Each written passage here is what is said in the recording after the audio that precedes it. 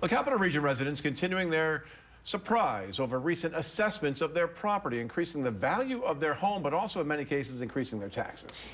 Tonight, we're learning more about the grievance process and how these assessments could have a ripple effect on affordable housing moving forward. CBS 6's Tom Eschen reports.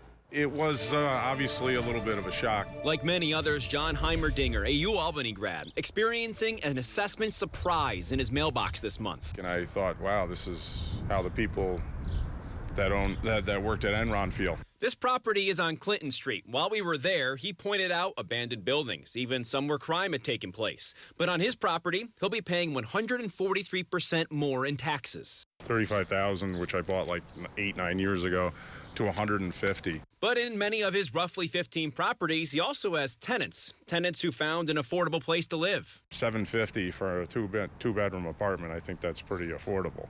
We spoke with some residents of John's who say that right now the price that they're paying is affordable. And if it gets even higher, $50, $100 more, it could price them out of where they're currently living because while the property might be worth more, they're not making any more.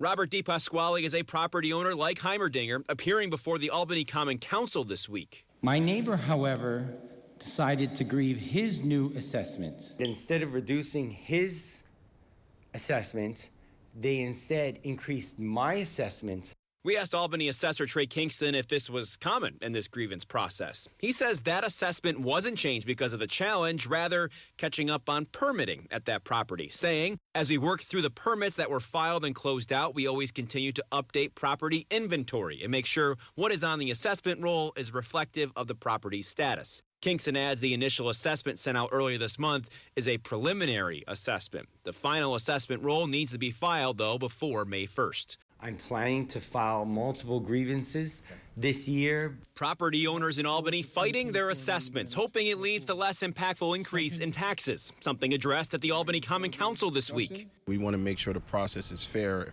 and equitable, and also that the process doesn't punish people who come forward to challenge their assessment. This assessment process happening for the first time since 2016. The city says for everyone who is seeing an increase in taxes, nearly the same amount is seeing a decrease there, meaning the city's budget doesn't change. We don't get a cent more in taxes because of this.